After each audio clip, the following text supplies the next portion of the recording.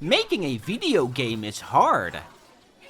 Like, really, really hard. But you know what's even more difficult than that?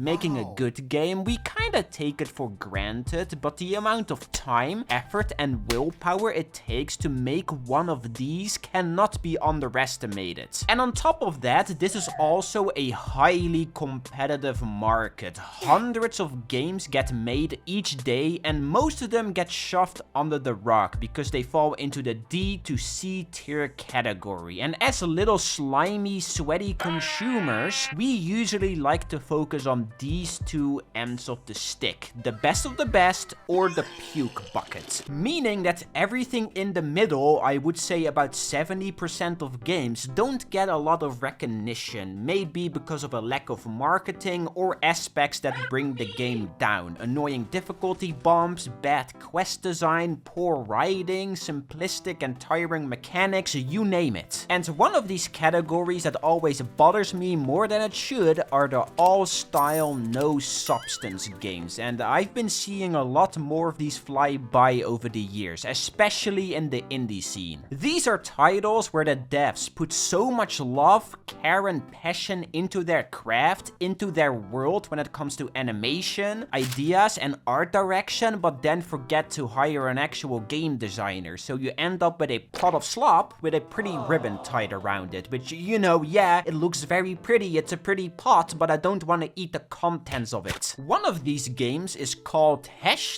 #Blood, which I've talked about a few times before. This one really stuck out to me for its art direction and animation, which is so immensely charming, transporting you straight into a late 1990s, early 2000 cartoon. You remember Wayside? Yeah, that's what #Blood reminds me of, but way more expressive. The animation work here is superb. Combat, cutscenes, idle poses, talking sprites, scripted events, bosses.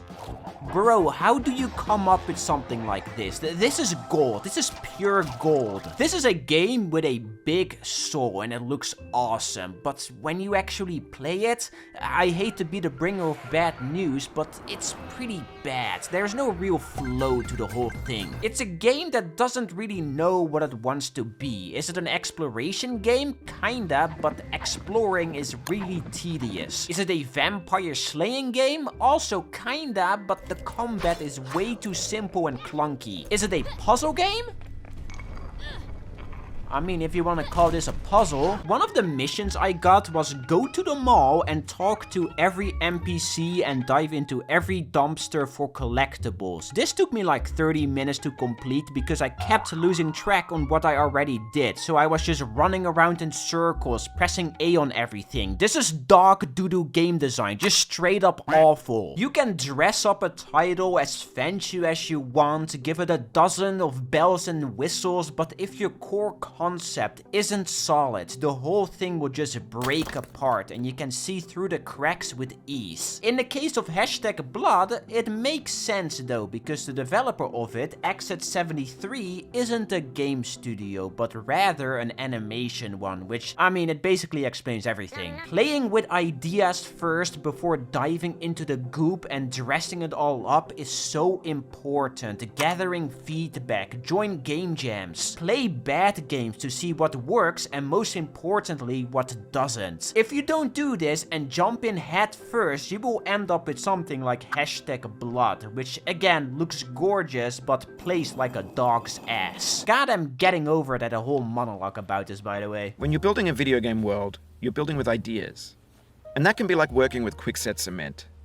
You mold your ideas into a certain shape that can be played with, and in the process of playing with them, they begin to harden and set until they're immutable, like rock.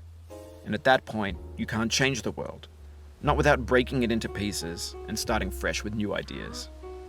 Thank you for ruining my life, Bennett Foddy. I feel like that this is an often voiced complaint in the industry, like Star Wars Outlaws, for example. On a surface level, it looks good, but the gameplay is you punching armored stormtroopers with your bare knuckles. No, seriously. All the gameplay I've seen of this game online is you just doing this. Have you ever punched a helmet with full force before? That shit will break your wrist instantly. But that's triple AAA and Ubisoft, which has already been beaten into the ground for not having a lot of substance. What I really want to focus on is the indie side of things. Games like Flinthook, which will instantly spark your curiosity after laying a single eye on it. The pixel art of this game is simply mesmerizing. It looks so goddamn good, and the visual style that is crammed into every corner, cutscene and background is awesome. The enemy and boss designs are really cool, it has some creative hazards, the time slip mechanic is a fun idea, and you also play as a little condom ghost guy. What is not to love? But with that all being said, man, this game is a slog to play. First of all, because everything is so detailed and animated, it is hard to keep track of what is going on. Yes, it's pretty, but there are so many things swinging in the wind that it becomes cluttered and messy. So many props in the background keep on moving and sparkling. They are fun details, but it should never hinder gameplay. And that gameplay here is so monotonous after a while. This is a roguelike game where every run plays the exact same. The upgrades here are heal more when picking up health or shoot faster, have more range. It's lame. Thankfully though, the devs, Tribute Games, went on to make Shredder's Revenge, which from what I've heard is awesome, and I really hope that the creators of #Blood can follow in the same footsteps, because I know that both of these studios have the sauce to make something truly special, because I mean, just look at the games. They look awesome, they just don't play well. In defense of Flinthook though, it's only $15, but still man, I wish it was better executed, because I love everything about it except the gameplay, which is a little mid. So we have a pretty game that is lacking a solid foundation, a pretty game that is too cluttered and monotonous, but we also have a pretty game that is just kinda dull to play, aka the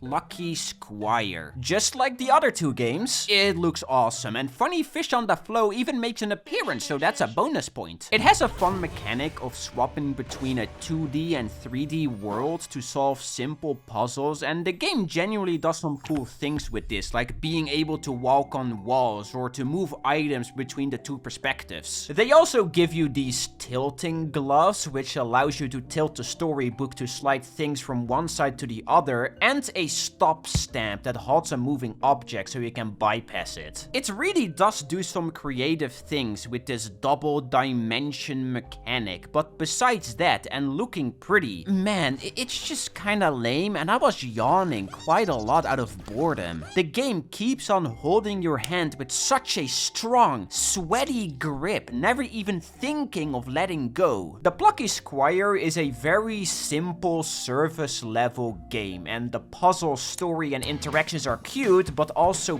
paper thin. The camera keeps on slowly panning to where you need to go. A lot of the hazards can be bypassed without much thought. The combat is also just spamming attacks until the enemy dies. A lot of it is a big nothing burger. It also throws a few of these little mini games at you, like a Bubble Bobble clone or a Rhythm Heaven mini game, but again, they are all so basic that the devs even allow you to completely skip them. The best one of these is this bow and arrow mini game, but that was the only one I thought was neat. The rest is rather tame. This is still the best game out of the three. I did enjoy it the most, and I love this little guy, Thrash. He has the swagger on, if you get what I mean. But for a Zelda-like-ish game, it is lacking a lot of depth. At least in #Blood, I had to maneuver around to avoid taking damage. It wasn't very well executed and rather clunky, but still, it's better than going balls first and spamming the X button like a madman. Overall,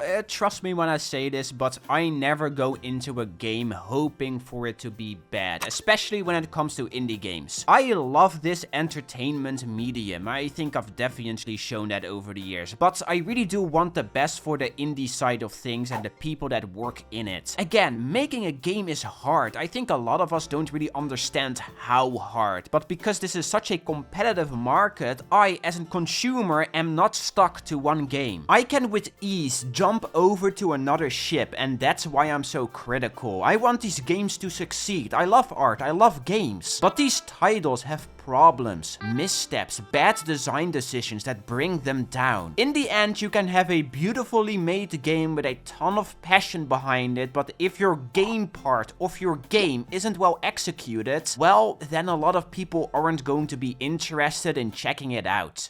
He did not say that, by the way, that is a lie. Please support me on Patreon to get access to a funny Discord where you can bully me. Okay, thanks for watching, everyone. Bye-bye.